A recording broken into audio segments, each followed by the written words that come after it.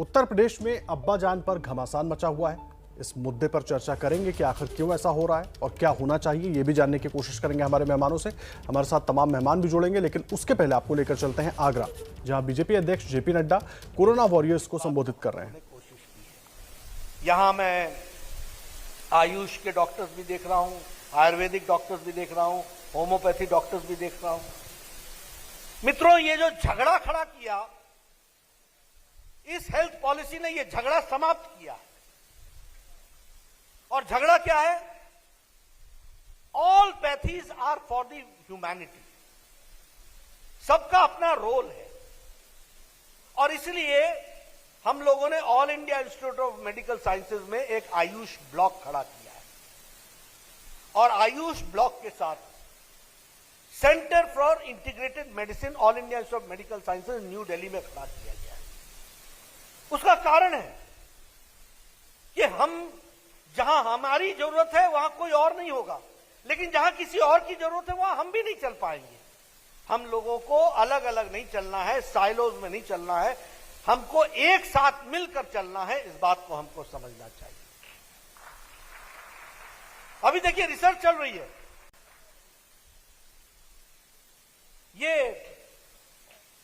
ये जो heart intervention हम करते हैं, ये बैलून लगाते हैं या स्टेंट्स लगाते हैं, क्या बोलते हैं इसको,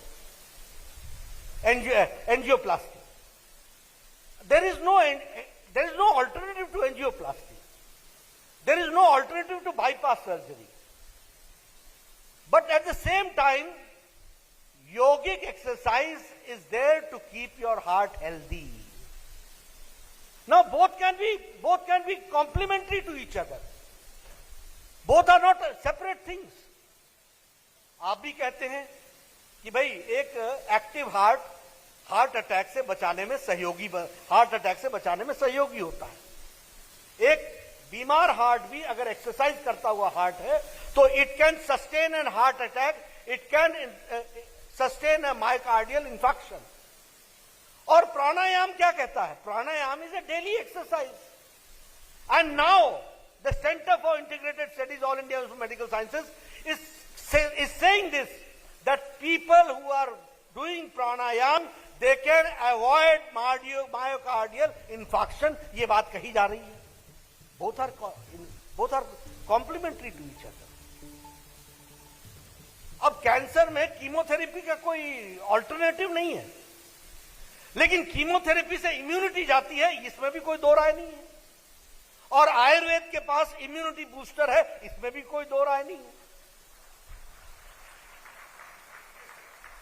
तो हर एक को एक दूसरे के साथ मिल करके, और ये डॉक्यूमेंट के साथ होना है। ऐसा नहीं कि जगत प्रकाश ने कह दिया इसलिए प्रकाश आ गया, नहीं। ये डॉक्यूमेंट के साथ होना चाहिए, विद डॉक्यूमेंट होना चाहिए। हमको इसका रिसर्च करना चाहिए, लेकिन क्रॉस रेफरल और सेम छत के नीचे दोनों को एग्जिस्ट कराने की सुविधा ये 2017 की हेल्थ पॉलिसी हमको देती है। इस बात को हमको समझना चाहिए। ये तो आगरा में मौजूद थे जेपी नड्डा, जहां वो कोरोना वॉरियर्स को संबोधित कर रहे थे, उनके सामने अपनी बातें रख रहे थे। और अब बात देखिए उत्तर प्रदेश की ही कर रहे हैं हम। यूपी में अगले साल विधानसभा चुनाव होने हैं। सवाल और जवाब सरकार से लेकर विपक्ष के कामकाज को लेकर होने चाहिए, लेकिन यूपी की सियासत अब्बाजान से लेकर टीपू तक के नाम पर गरमाई हुई है। सीएम योगी ने मुलायम सिंह के बहाने अखिलेश पर तंज कसा। सीएम योगी ने कहा था कि अखिलेश के अब्बाजान कहते थे कि अयोध्या में परिंदा भी पर नहीं मार पाएगा। योगी के इस बयान पर अखिलेश नाराज हो गए। गुस्सा भी इतना आया कि सीएम योगी को उसी भाषा में जवाब देने की बात करने लगे। योगी वर्सेस अखिलेश के इस वार पलटवार में बीजेपी और समाजवादी पार्टी के प्रवक्ताओं ने भी मोर्चा संभाल लिया। अब्बाजान से चली चर्चा टीपू के नाम तक पहुंच गई। अब सवाल यह है कि जुबानी जंग में कहीं असली मुद्दे गायब तो नहीं हो जाएंगे। और इसी पर चर्चा के लिए हमारे साथ तमाम खास मेहमान भी जुड़ रहे हैं। सीधा उनका रुख करेंगे कि आखिर इस तरह की बयानबाजियों के बीच कहीं असली मुद्दे हमारे बीच से गायब तो नहीं हो जाएंगे, जो मुद्दे यूपी की जनता के लिए बहुत जरूरी हैं। और इस पर बात करने के लिए हमारे साथ समाजवादी पार्टी के प्रवक्ता अनुराग भदौरिया, लेखक शांतनु गुप्ता, राजनीतिक विश्लेषक सतीश प्रकाश जी और मुंबई जनसत्ता के पूर्व संपादक प्रदीप सिंह जी मौजूद हैं। आप सभी का बहुत बहुत स्वागत है।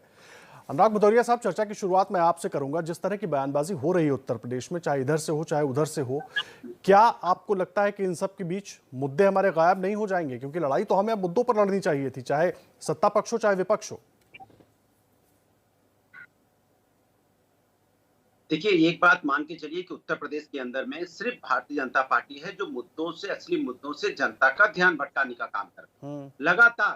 भाई 4.5 साल की सरकार हो गई, आपको अपने काम गिनाने हैं, आपके पास कोई काम है नहीं। जब काम आप गिना नहीं पाते हो तो आप परेशान होते हो, हड़बड़ाते हो, व्यक्तिगत हमले पे उतार आते हो। देखिए, भगवान व्यास जी कहते थे, भाषा व्यक्ति के चरित्र का परिचय देती है। तो जो भाषा का इस्तेमाल उत्तर प्रदेश के मुख्यमंत्री योगी जी कर रहे हैं, वो व्यास जी को याद कर लें। व्यास जी कहते थे, भाषा ही आदमी के चरित्र का परिचय देती है। तो आपका चरित्र कैसा है, अब इससे कोई छुपा नहीं है कि भाषा की आप लोगों को भाषा से दिक्कत है या मुलायम सिंह का जो जिक्र हुआ उससे दिक्कत है? नहीं,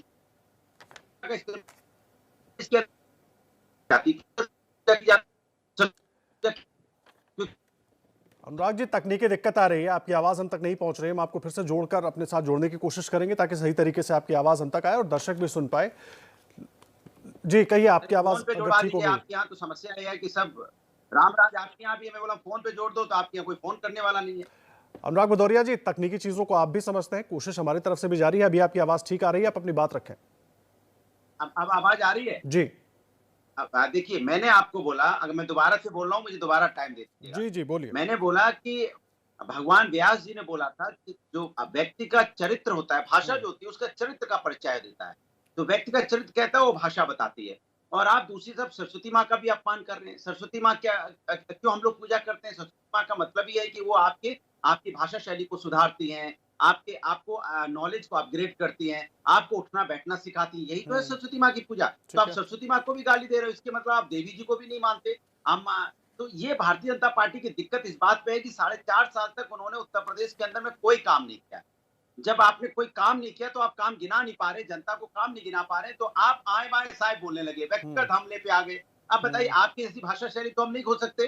कम से कम हमें भगवान व्यास जी याद रहते हैं कि हम आपकी तरह अगर बोलने लगेंगे फिर आप में हमें फर्क क्या होगा? हम काम करने वाले लोग हैं। जिस तरह हम अपना 2012 से 17 का काम गिनाते हैं और डंकी की चोट पे गिनाते हैं, और आप अपना काम नहीं गिना पाते 17 से 21 के बीच। ठीक है अनुराग भदौरिया जी, हम भी यही चाहते हैं, इधर उधर की बातें, हम भी यही चाहते हैं कि बातें काम पर ही होनी चाहिए। और जो बात आप कह रहे हैं कि इस तरह की बयानबाजी उस तरह की बयानबाजी, और इसीलिए हम ये सवाल खड़े कर रहे हैं कि ये बिल्कुल नहीं होना चाहिए। अब चुनाव में हम जा रहे हैं और वक्त की जरूरत ये है कि हम मुद्दों की बात करें कि आखिर यूपी में हुआ क्या, क्या रह गया, क्या करना है, इन चीजों की बात होनी चाहिए।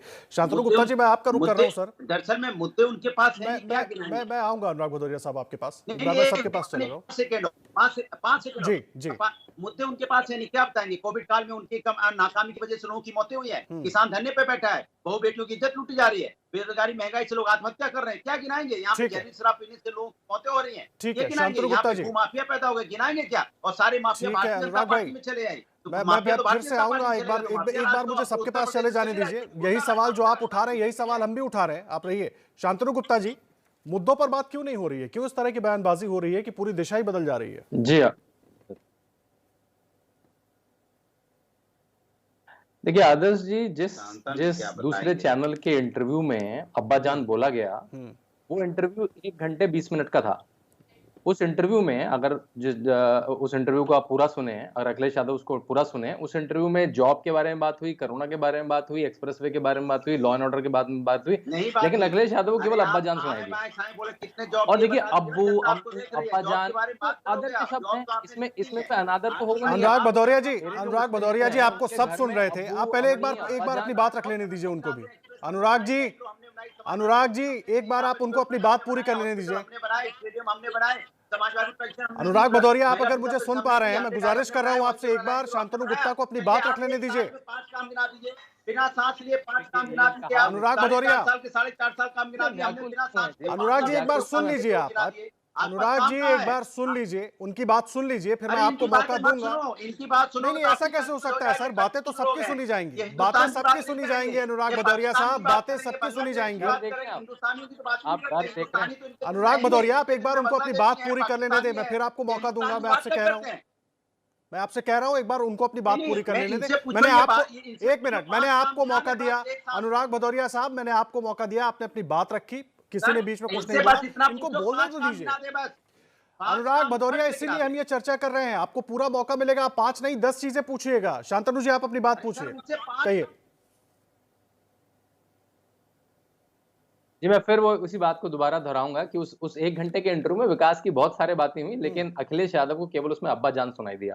और देखिए, अगर अब्बा जान सुनाई भी दिया तो अब्बू, अम्मी, अब्बा जान ये बड़े आदर के शब्द हैं, लेकिन बिल्कुल योगी आदित्यनाथ ने खास कॉन्टेक्स्ट में बोला कि किस तरह निर्ममता से मुलायम सिंह यादव ने राम भक्तों पर गोलियां चलाई थी। और उसके बाद ये भी कहा था, क्या कहा था सबको याद है, कि अगर मुझे मुसलमानों का विश्वास जीतने के लिए और गोलियां चलानी पड़ती तो मैं और गोलियां भी चलाता।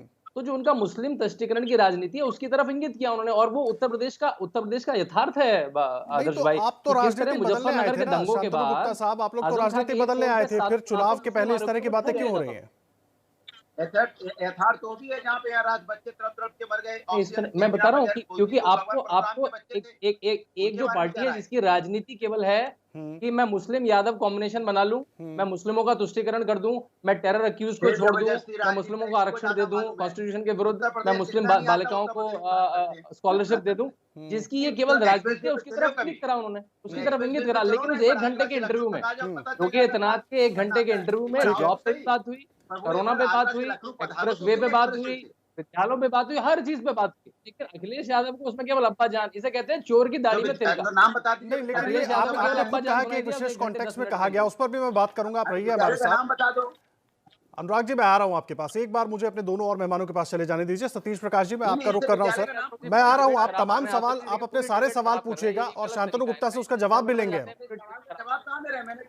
अनुराग भदौरिया साहब, आप सुन लीजिए, आप सुन लीजिए। का नाम बता दें। सतीश प्रकाश जी, मैं आपके पास आ रहा हूँ। शांतनु जी, आप रहे हमारे साथ। सतीश प्रकाश जी, मैं आपके पास आ रहा हूँ। दोनों की बातें आप सुन रहे थे, क्या ऐसे होगी उत्तर प्रदेश में राजनीति चुनाव के ठीक पहले? नहीं, देखिए, जब आप सार्वजनिक जीवन में होते हैं तो आपकी भाषा बड़ी महत्वपूर्ण है। और चाल चरित्र वाली पार्टी जब पूर्ण बहुमत की सरकार 2014 में बनाती है तो राजनीतिक भाषा में, राजनीति में भाषा की जो सुचारिता है, चिता है, वो घटी है, इसमें कहीं कोई दो राय। 2014 से लेकर के तमाम लीडर्स, मेरे हिसाब से ये कभी कभी होता था, लेकिन आज हर रोज हो रहा है। तो मेरे हिसाब से अटल जी का ये दावा, अटल जी का सब लोग सम्मान करते हैं, लेकिन अटल जी का सब सम्मान करते हैं, आज ऐसी काल और कि बीजेपी के इन तमाम लीडर्स, अगर आप उत्तर प्रदेश के मुख्यमंत्री जी की अगर आप भाषा देखें, चलिए छोड़िए आपका आपराधिक रिकॉर्ड रहा हो, आपका पूर्व क्या रहा हो, हमें इससे कोई मुद्दा नहीं है, लेकिन मुद्दा ये है कि अगर मुख्यमंत्री भाषा थोकने वाली हो, लोग की भाषा हो, भाषा है, मुख्यमंत्री की बात नहीं हो सकती। देश के प्रधानमंत्री जी है ना, चुनावी लाभ कमाने के लिए कभी शमशान की बात करते हैं, कभी कभी कब्रिस्तान की बात करते हैं। देश के प्रधानमंत्री को शोभा नहीं देती। लेकिन आप बीजेपी के मुख्यमंत्री नहीं है, आप बीजेपी के प्रधानमंत्री नहीं है, आप पूरे देश के प्रधानमंत्री हैं। मेरा आपसे वैचारिक हो सकता है, लेकिन अल्टीमेटली आप मेरे मुख्यमंत्री, मेरे बच्चे भी आपको देखते हैं, आप तमाम सोसाइटी के लोग भी देखते हैं कि हमारे प्रधानमंत्री होंगे, कि हमारे मुख्यमंत्री होंगे। तो सर, सवाल सतीश जी, सवाल सतीश जी, 1 मिनट सुन लीजिए प्लीज। सवाल शब्दों पर हो सकता है, सवाल शब्दों पर हो सकता है जब आप सार्वजनिक जीवन में हैं। सतीश जी, जवाब दे दिया तो बीजेपी का पेट खराब हो जाएगा, और पेट खराब हो जाएगा, ये गलत है तरीका। सतीश जी, एक बार सुन लीजिए। सवाल अगर आप सार्वजनिक जीवन में हैं तो आप पर उठ सकता है, शब्द जो रहे हो उस पर आपत्ति बिल्कुल हो सकती है, होनी चाहिए, उसके लिए कोई विरोध नहीं है। लेकिन सवाल यह है कि अगर आप सार्वजनिक जीवन में रहे, मुलायम सिंह जी का जिक्र हुआ, सार्वजनिक जीवन में रहे हैं, तो उसके पीछे जाहिर सी बात है किसी न किसी राजनीतिक संदेश की कोशिश रही होगी। हाँ, शब्दों पर विरोध जरूर हो सकता है, मैं इसमें मुझे कोई दिक्कत नहीं है और होना भी चाहिए अगर आपको ठीक नहीं लगा। देखिए, मुलायम सिंह जी वरिष्ठ, देखिए ठीक है, हम उनके विरोधी रहे हैं। अरे भाई, हम तो सबसे ज्यादा, बीजेपी तो कल आई है, हमने तो 4 बार सरकार जो बनाई है वो सपा के विरोध में बनाई है, लेकिन भाषा की हमेशा मर्यादा नहीं रखनी चाहिए। और आपको ये भी ध्यान रखना चाहिए कि जिस व्यक्ति के बारे में आप बयानबाजी कर रहे हैं, उनकी एज क्या है, उनकी स्थिति क्या है। अब मुलायम सिंह जी राजनीति नहीं कर रहे हैं, अब वो सब लोगों के लिए, आप आरंभिक अवस्थाओं में देखेंगे उनका विरोध हमने भी किया है, सब लोगों ने किया है। मेरा मानना ये है, मेरा ये स्पष्ट मानना है। और देखिए, अम्बेडकरवादी होने के नाते और जो वीकर सेक्शन की बात होने के नाते मैं तमाम उन लीडर से ये बात कहता हूं कि देखिए, आपको अपनी भाषा को कहीं ना कहीं ऐसा नीचे नहीं आना चाहिए। और ये सच है कि ये आरएसएस और बीजेपी है, ये कहीं ना कहीं जनता के मुद्दों से ध्यान भटकाने के लिए इस तरह की ठीक भाषा है, प्रयोग करेगी। यही बात अनुराग भदौरिया भी कह रहे हैं। ठीक है, मैं आऊंगा सतीश जी आपके पास। प्रदीप सिंह जी, मैं आपका रुख कर रहा हूं। सर, आपने सभी मेहमानों को सुन लिया। मैं समझना चाहूंगा, मुद्दों से दूर हटाने की कोशिश है या हम समझ नहीं पा रहे हैं कि लड़ाई में कैसे जाना है, वो चाहे कोई भी दल हो? देखिए आदर्श जी, चुनाव का माहौल शुरू हो चुका है और चुनाव जब होता है तो इस तरह के रेटरिक, जिसको कहते हैं, अंग्रेजी का शब्द है भाषणबाजी, वो सब तरफ से होती है। अभी ये शुरुआत है। आपको याद होगा 2017 में शमशान और कब्रिस्तान का जिक्र फरवरी में आया था। बताइए, भाषा गलत अभी से शुरू हो गया है। मुलायम सिंह यादव जी मुख्यमंत्री रहे हैं प्रदेश के, कार सेवकों पर उन्होंने गोली चलवाई, एक ये फैक्ट है, इससे कोई इनकार नहीं कर सकता। मुलायम सिंह जी भी नहीं करते, उनके बयानों को आप देख लीजिए।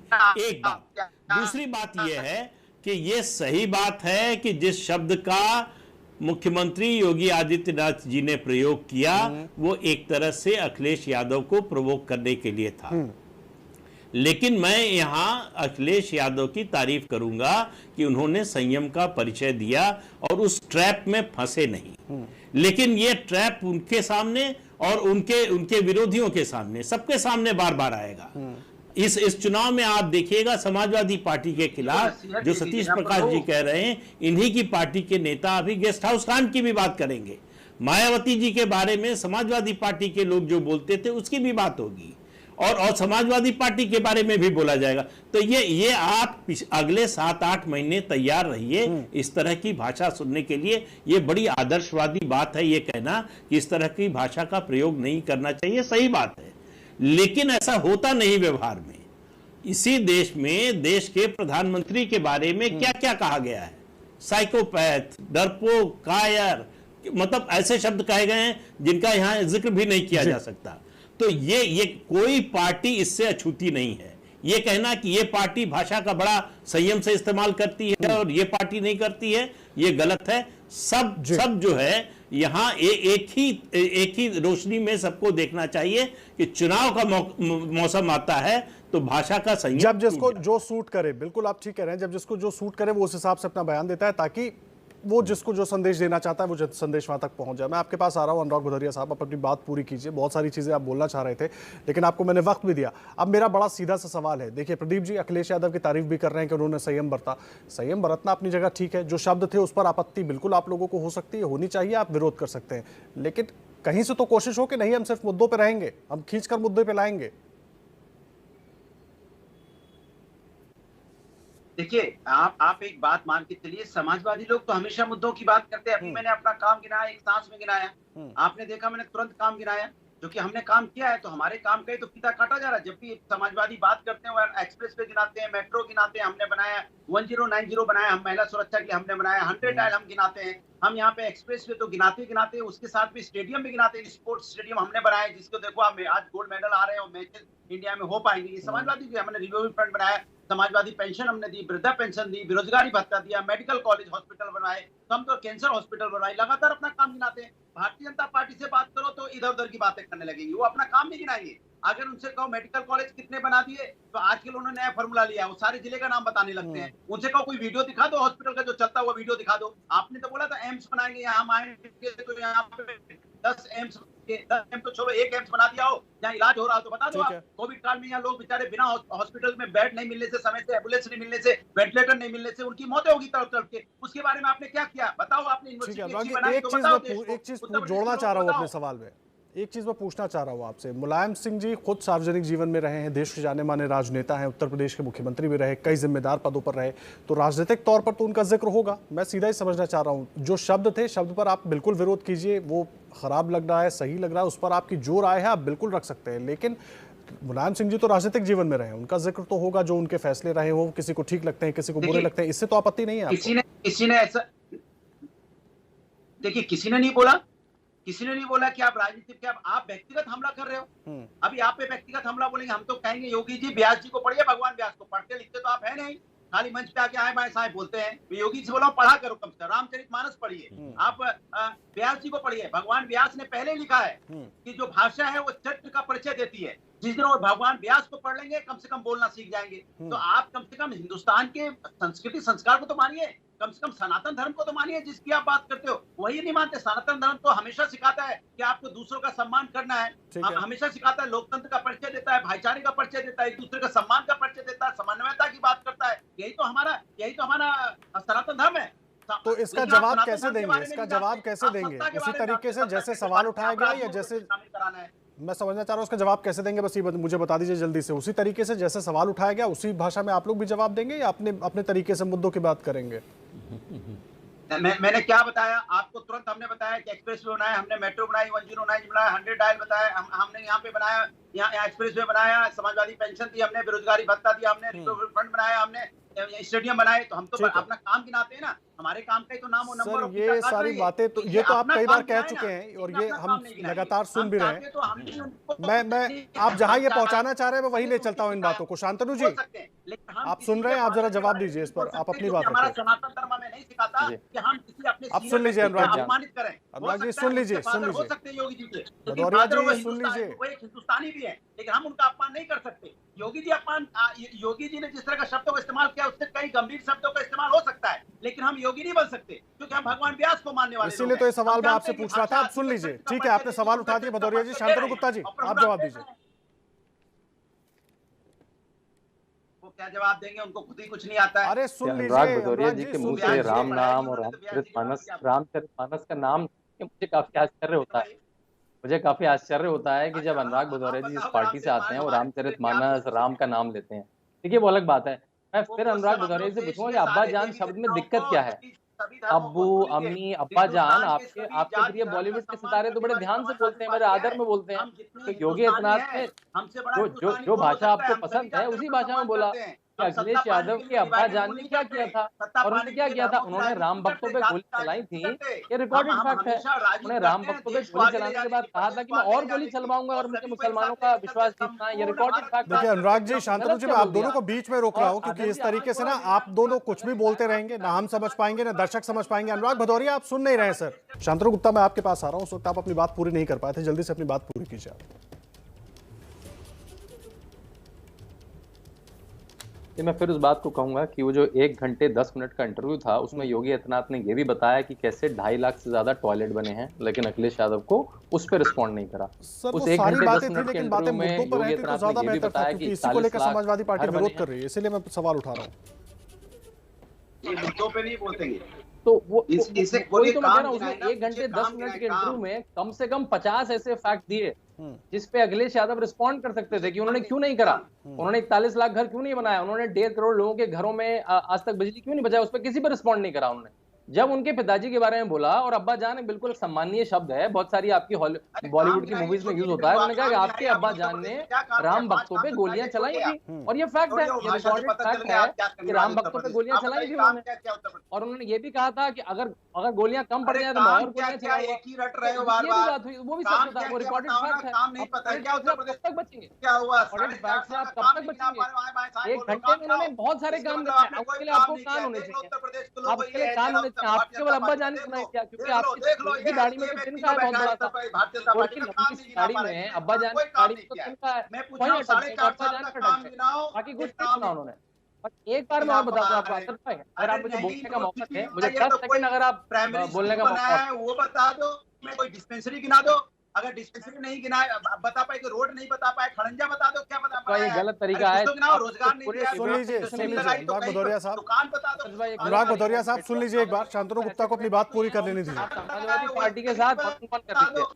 अगर एबीपी को अनुराग भदौरिया जी एक बार सुन लीजिए। देना है आपको एबीपी को, अनुराग भदौरिया आप सुन लीजिए एक बार। शांतनु गुप्ता आप अपनी बात कहिए, आप अपनी बात कहिए। मैं इस डिबेट से बात कर रहा हूँ, मैं इस डिबेट से बात कर रहा हूँ। आप अपनी बात कहिए शांतनु गुप्ता। एक बार भी नहीं बोलने दिया, ये गलत तरीका है कि अपनी गुंडागर्दी जो सड़कों पे कर रहे हैं वही चैनल पे ला रहे हैं। नहीं देखिए, ये आप सब लोग करते हैं, चैनल का गलत तरीका है, उनकी आवाज डाउन करते हैं, इसलिए मैं गुजारिश कर रहा हूँ कि आप अपनी बात पूरी करें।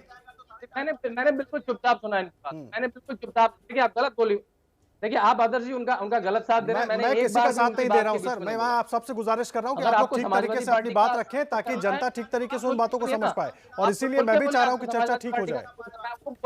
अनुराग भदौरिया आप सुन लीजिए, सुन क्यों नहीं रहे सर? आप सिर्फ सवाल नहीं उठाते रहेंगे, जवाब भी लेना होगा ना आपको, जिस तरह से आप चाहते हैं कि आपके सवालों का जवाब दूसरे दें। अनुराग भदौरिया जी आप सुन लीजिए सर। भाई साहब बोल रहे हो तो पागलपन है, ये तो पागलपन है। आप किसी सीरियस शांतनु आप अपनी बात करिए, बुलाइए आप ना, अपनी बात पूरी कीजिए। किसी शांतनु सीरियस आप अपनी पैनलिस्ट को बात पूरी बुलाइए। कीजिए, देखिए आप अपनी बात पूरी कीजिए।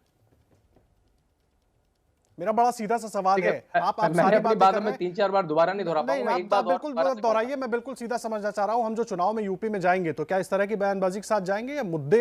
1.5 घंटे के इंटरव्यू में आपने पहले भी अपनी खुद में अपनी बात में आपने ये कहा था कि उन्होंने इस शब्द का इस्तेमाल एक खास कारण से किया। नहीं देखिए आदर्श जी आप इसको कारपेट के अंदर नहीं डाल सकते। ये मुद्दा है, राम मंदिर करोड़ों लोगों के लिए एक मुद्दा है। राम भक्तों को गोलियों से भून देना निर्ममता से ये मुद्दा है। आपके लिए मुद्दा नहीं होगा एबीपी के स्टूडियो में, लेकिन ये मुद्दा बन रहा है सर। और मैं एक बात 10 बन सेकंड बोल के और खत्म तो राम मंदिर बन रहा है। अब तो नीरज चोपड़ा वहां पर ओलंपिक में जाकर गोल्ड जीत कर चले आते हैं। हमारे खिलाड़ी आगे बढ़ रहे हैं, हम 21वीं सदी में पहुंच गए, अभी भी हम वहीं फंसे हुए हैं। ऐसा क्यों सर? उत्तर प्रदेश को बदलना है कि वहीं पर रखना है हम सबको?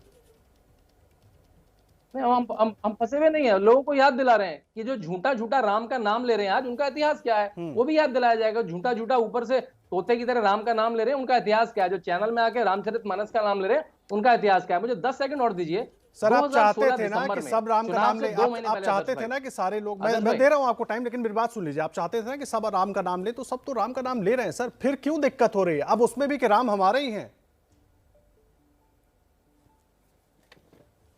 नहीं, राम हमारे नहीं, राम सबके हैं। राम हमारे नहीं, राम सबके हैं। लेकिन जिसने जो करा था राम भक्तों के साथ, जो करा था, उसको भी याद दिलाई जा रही है। बस मुझे 10 सेकंड और दीजिए। अनुराग भदौरिया जी कहते हैं कि फीता काटा जा रहा है, फीता काटा जा रहा है। मैं उस फीता काटने पे बस बता दूं, मुझे अगर 10 सेकंड कहिए जल्दी कहिए। दिसंबर 2016 में पिछले चुनाव के 2 महीने पहले अखिलेश यादव ने 200 स्कीम लॉन्च कर दी, 200 प्रोजेक्ट लॉन्च कर दिए, करीब 60,000 करोड़ के। अब जो भी योगी आदित्यनाथ करते हैं, कहते हैं मैंने किया था। तो ये सबसे अच्छा तरीका है। आप चुनाव से 1 महीना पहले बोल दीजिए मैं ये करूंगा, मैं वो करूंगा, मैं ये करूंगा। टेंडर नहीं इशू करा, पूर्वांचल एक्सप्रेस के लिए लैंड तक एक्वायर नहीं करी, और अब बन रहा है जब इतना एक्सप्रेस तो मैंने बनाया। तो ये तो देखिए, ये जनता समझ रही है किसने क्या करा है, फीते किसने काटे हैं और काम किसने किया। ठीक है, इसका जवाब मैं ले लूंगा, सतीश जी मैं आपका रुख कर रहा हूँ सर। सतीश जी मैं आपका रुख कर रहा हूँ, आप सतीश जी को सुन लेते हैं एक बार। मैं आ रहा हूँ अनुराग जी, आपके पास आ रहा हूँ। सतीश जी देखिए, 2-3 चीजें मैं आपको एक बात क्लियर करूं कि मैं शांतनु जी की कुछ बातों से बिल्कुल सहमत नहीं। और देखिए, एक राजनीतिक दल होने के नाते, प्रमुख विपक्षी दल होने के नाते, मैं सभी लोगों से एक निवेदन करूंगा कि बीजेपी, मैं प्रदीप जी की एक बात से सहमत हूं कि बीजेपी राजनीतिक चाल चलेगी, उसके पास बताने के लिए कुछ नहीं है। और देखिए, अभी तक उत्तर प्रदेश में धार्मिक पोलराइजेशन की पॉलिटिक्स बीजेपी कर रही थी, आज वो पॉलिटिकल पोलराइजेशन भी कर रही है। जानबूझ करके बीजेपी ऐसे मुद्दों को टच करेगी, या तमाम बीजेपी का जो आईटी सेल है, या तमाम बीजेपी के लोग इस उत्तर प्रदेश की राजनीति को 2 हिस्सों में बंटा हुआ देखना चाहते हैं। एक तरफ वो अपने आप की लड़ाई बताते हैं, कहीं ना कहीं इनडायरेक्ट वे में सपा को जबरदस्ती अपनी तरफ ला करके, या अपनी पिच पर जो राजनीति की पिच बीजेपी बना रही है, उस पे अगर सपा को खींच करके दिखाना चाहती है कि बाकी दलों से उसका कहीं ना कहीं कंपटीशन नहीं है। और शांतनु जी की चिंता का विषय ये है कि जब से बहुजन समाज पार्टी राम मंदिर पहुंची है, और वहां सतीश चंद्र मिश्रा जी ने जिस तरह की वहां अपार सफलता मिली है, जिस तरह के वहां के पुजारी और तमाम लोगों का, और पूर्वांचल में परिवार के यहाँ बिठा दिया, परिवार के व्यक्ति को यहाँ बिठा दिया। मतलब कुल मिला के सतीश जी यही है ना कि अभी भी जो चुनाव में हम जाएंगे, हम राम की बात करके ही जाएंगे, हम जातियों की बात ही करके जाएंगे, हम जातीय समीकरण की बात करके जाएंगे। वो सारे दल कर रहे हैं सर जातीय समीकरण की बात, एक नहीं कर रहा है कोई। देखिए, बहुजन समाज पार्टी, बीजेपी राजनीतिक काला जादू करती है राम के नाम पर। हम आपके इस राजनीतिक काले जादू का खुलासा करके रहेंगे। अगली बार उत्तर प्रदेश के चुनाव में आपको किसी भी सूरत में राम के ऊपर नोट मांगने नहीं देंगे। सड़क, शिक्षा, स्वास्थ्य, कानून व्यवस्था, ये आपने जनता से वादे किए थे, इनके ऊपर सरकार फेल है। स्वास्थ्य व्यवस्था को लेकर के सरकार फेल है। 4.5 साल में आज उत्तर प्रदेश के मुख्यमंत्री जी, जिनको उद्घाटन करने चाहिए थे, आज वो कहीं ना कहीं शिलान्यास कर रहे हैं।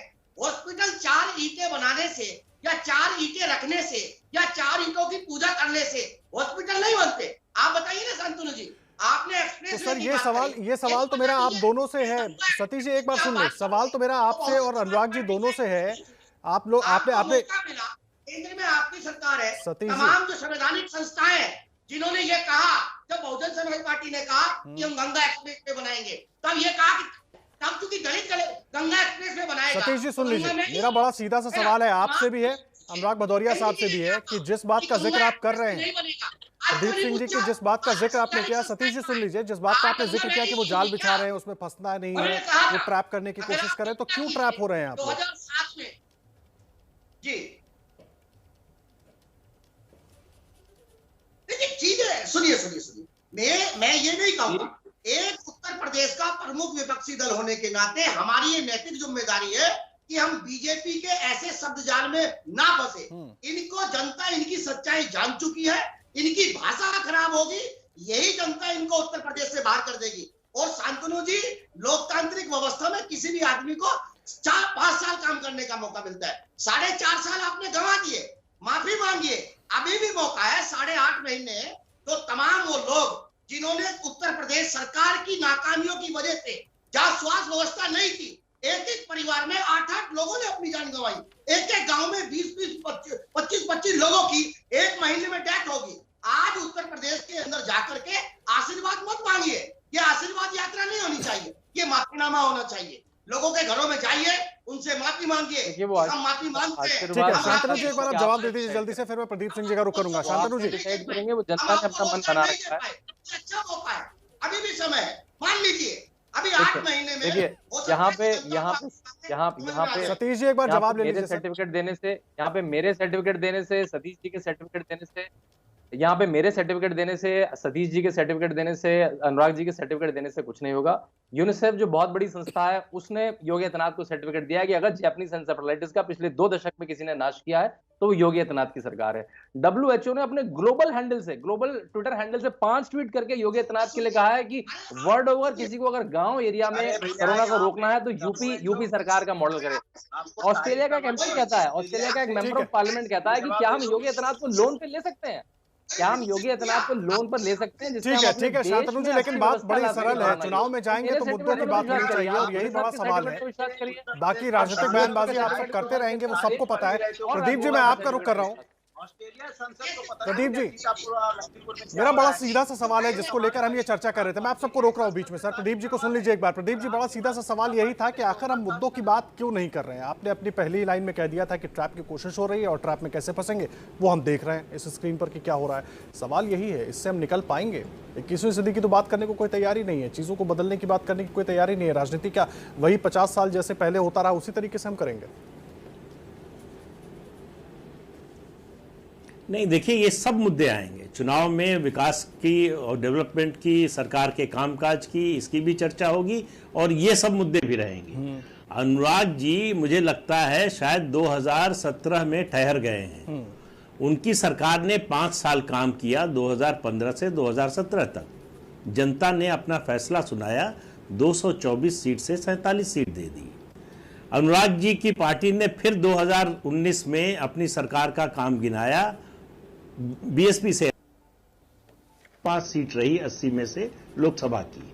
तो ज्यादा काम गिनाने से ऐसा लगता है कि लोग नाराज हो जा रहे हैं। समाजवादी पार्टी को और बहुजन समाज पार्टी, कांग्रेस, तीनों जो विपक्षी दल हैं उनको बताना पड़ेगा कि पिछले 4.5 साल विपक्षी दल के रूप में उन्होंने क्या किया। सरकार ने अगर कोई काम नहीं किया है तो जनता को पता है, वो हमारे बताने से या किसी और के बताने से नहीं पता चलेगा। अगर काम हुआ है तो जनता को दिखेगा, नहीं हुआ है तो वो जवाब देगी। जो 17 में समाजवादी पार्टी के साथ किया वही 2022 में बीजेपी के साथ करेगी।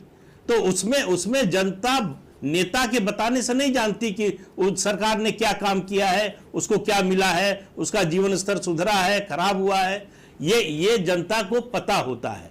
लेकिन वो बातें सुनती हो, भाई 4.5 साल विपक्ष के रूप में आपने क्या किया? कोरोना के दौरान दूसरी लहर, पहली लहर में आप बाहर निकले क्या? लोगों के साथ खड़े थे क्या? यह सवाल भी पूछा जाएगा। सरकार की जो कमी थी उस पर भी सवाल होगा। लेकिन यह नहीं हो सकता कि सिर्फ सरकार से ही सवाल पूछा जाएगा और विपक्ष में है आप इसलिए आपको जो है उससे आपसे कोई सवाल नहीं होगा। तो इसके लिए जनता को यह मत समझिए कि नासमझ है, ये मत समझिए कि उसको कुछ दिखाई नहीं देता, ये मत समझिए कि उसको समझ में नहीं आता। कौन क्या बोल रहा है और किस नियत से बोल रहा है ये लोगों को अच्छी तरह से समझ में आता है। और ये सब सोच समझकर तोड़ मोड़ कर ही वो अपना वोट आखिर में देते हैं। बदल जाए तो इस समाजवादी लोग हैं, विपक्ष की भूमिका में है और विपक्ष की भूमिका में रहते हैं, जो संविधान के दायरे में, जो संविधान ने हमें जो कानून और संविधान ने हमें अधिकार दिया उसकी तरह से हम आवाज उठाते अरे रहते हैं। बदलना चाहिए आपको, हैं, विपक्ष में ही रहेंगे कि सत्ता में भी आना चाहते हैं? अरे आप कम से कम सही बात नहीं बोल पा रहे हैं।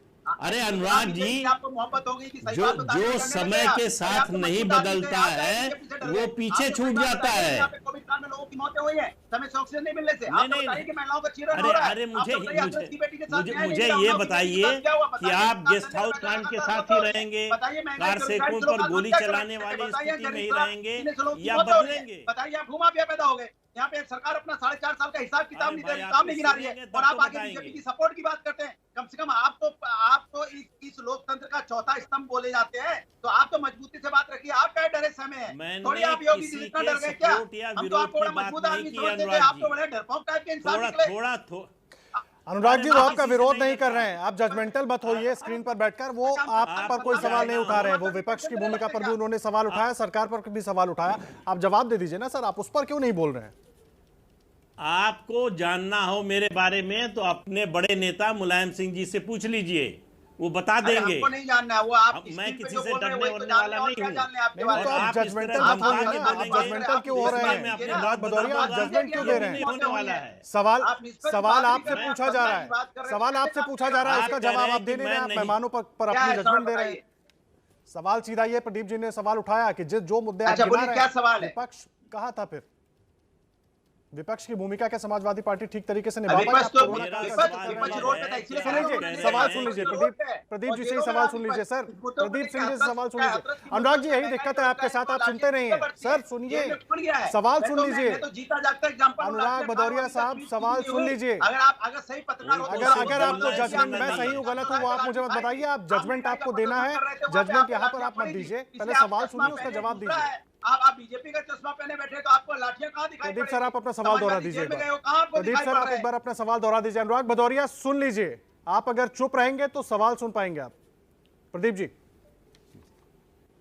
पूछिए, क्या सवाल है? मेरे दो सवाल हैं। एक कहा अनुराग भदौरिया ने कि हम समाजवादी हैं, बदलते नहीं हैं, तो क्या आप गेस्ट हाउस कांड के जमाने में रहना चाहते हैं, या जब कार सेवकों पर गोली चलाई थी उस समय में रहना चाहते हैं, या जब मुलायम सिंह जी ने रेप के मामले में कहा था लड़के हैं गलती हो जाते हैं, उस माहौल में रहना चाहते हो गया हो, हैं? आप दूसरी बात, उसी का जवाब तो मैं दे कोरोना रहा हूं। के पहले और दूसरे दौर उसी का में जवाब हो गया। आपकी पार्टी, आपके नेता कहां थे? सड़क पर कहीं दिखे थे क्या? लोगों के साथ वही मैं खड़े आपको नजर सुन आए तो थे लीजिए। क्या? अरे सुन तो सरकार लीजिए, की जो इसीलिए- गलती है वो सब अच्छा, जनता को इसीलिए पता आप- है। अच्छा, हो गया सवाल तो अब सुन लीजिए प्रभु। इसीलिए कह रहे हैं कि आप चश्मा बीजेपी का लगा लिया, आपको दिखाई नहीं पड़ा समाजवादी रोडों पे, यहाँ पे गांव घर घर में लोगों की मदद करने में लगे थे। आपको यही नहीं पता चला कि लोग यहाँ सिलेंडर बांटने में लगे थे, दवाई बांटने में लगे थे, घर घर समाजवादी काम कर रहे थे। और समाजवादी है जो 4.5 साल से रोड पे यहाँ बेरोजगारी महंगाई के लिए लाठी खा रहा है। समाजवादी अनुराग भदौरिया आपके सामने बैठा है, जिसको लाठियां पड़ी थी हथीरथ चौराहे पे, और दनादन लाठी मारी गई थी। आपकी हिम्मत नहीं हुई दो शब्द बोलने की, और चापलूसी का शब्द यहाँ पे आप उपयोग कर रहे हैं। आपको ट्विटर बोला से कहीं बाहर महंगाई पे कहीं सरकार ने नहीं क्या किया, दिखाई आपको दिया। उठाना चाहिए। यहाँ पे रोजगार के बारे में सरकार ने क्या किया, आपको उठाना चाहिए। यहाँ बच्चियों के साथ अन्याय हो रहा है, बच्चियों के बच्चियों के अत्याचार में उत्तर प्रदेश नंबर 1 हो गया। अपराधी भारतीय जनता पार्टी में शामिल हो रहे हैं, भारतीय जनता पार्टी अपराधियों की पार्टी बन चुकी है। तो हिम्मत नहीं हो रही आपकी सवाल पूछने का, इसलिए आपको कहते हैं कि आप अपने आप से अनुराग पूछिए कि भदौरिया, आप क्या सवाल कर हम रहे हो। आपसे भी खुद पूछ को रहे हैं, सवाल हम पूछिए, उनसे भी देखिए पूछ रहे हैं, और आप इसीलिए सत्ता चर्चा के हो बाद रही है। किसी यही को जुटा सवाल रहे हमने हो। शांतनु गुप्ता से भी आप पूछा। चले आप जाते हो, चर्चा पीछे को आप अलग दिशा में ले बात जाते हैं। शांतनु गुप्ता, 4.5 साल में भारतीय जनता पार्टी ने नंगा शांतनु नाच गुप्ता, आपको मैं ला रहा हूं चर्चा में। तांडव जो जो फैलाया, बात उठा रहे हैं अनुराग भदौरिया, उस पर आपका जवाब। यहाँ पे ब्लॉक प्रमुख का चुनाव, जिस तरह से यहाँ पे लोगों को थप्पड़ मारे गए, पुलिस वालों का अपमानित किया गया है, जिस तरह से यहाँ पे मैं तो आपके आदर्श साथ जी झंडे कहूंगा बने कि हैं, आपकी अनुराग डिबेट भदौरिया, ऐसा लग रहा है एंकर अनुराग अनुराग भदौरिया, भदौरिया, आप आप शांत नहीं हो रहे हैं। मैं गुजारिश कर रहा हूं आपसे। सवाल यही है कि हम क्या राजनीति बदलेंगे, बदलने की बात करते रहे हैं, लेकिन जमीन पर तो नहीं दिख रही है। क्योंकि अगर हम केवल एक समीकरण से देख ले कि चलिए जातियों की बात हो रही है, तो ब्राह्मण चेहरा करके आपकी तरफ से भी राजनीति शुरू हो गई, और सब जगह यही चल रहा है।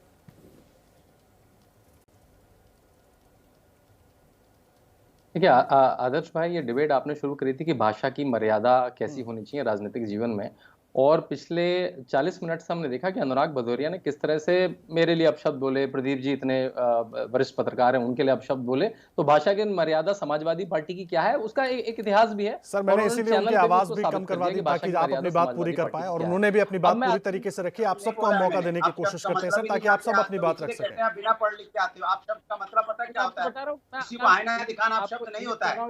किसी हमने किसी के पिताजी के बारे में, माताजी के बारे में, किसी के घर परिवार के बारे में बात नहीं की है। मेरी व्यक्तिगत बातें चल रही हैं और राजनीतिक बातें हैं। इसको आप शब्द बोलते हैं तब तो आप पिताजी छोटा सा जवाब दे दीजिए सर। पिताजी राजनीति में है, आपके पिताजी, आपके चाचा जी, आपके चाचा जी, आपके भाई, आपकी पत्नी, आपके परिवार से 24 लोग राजनीति में, तो आपके परिवार के बारे में बातें होंगी ना। अरे अनुराग भदौरिया साहब जवाब ले लीजिए। शांतनु जी आप मेरे सवाल का जवाब दे दीजिए बस। शांतनु गुप्ता साहब आप मेरे सवाल का जवाब दे दें बस। जवाब नहीं है, खाने दो इनको।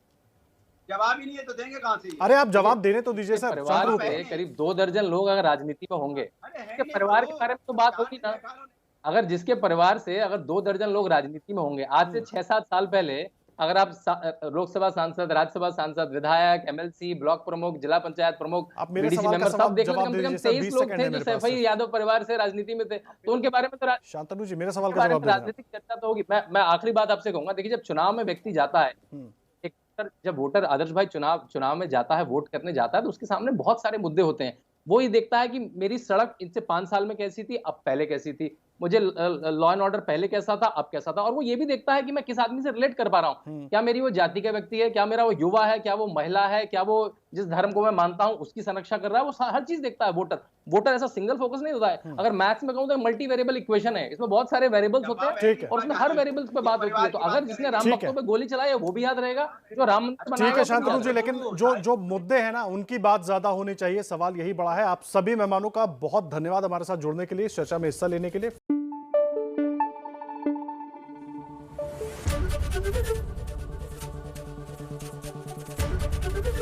एबीपी न्यूज आपको रखे आगे।